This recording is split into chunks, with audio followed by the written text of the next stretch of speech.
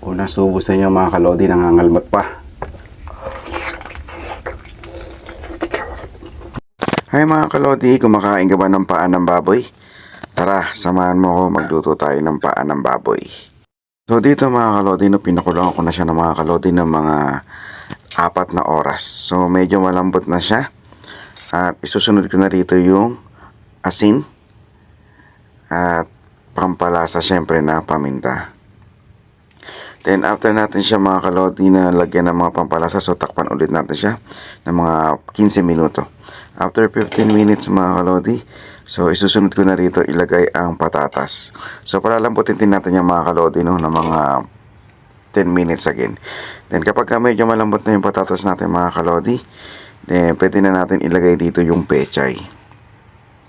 So pechay lang ilalagay ko dito mga kalodi. Then after nyan mga kalodi, pwede na tayo magmukbang.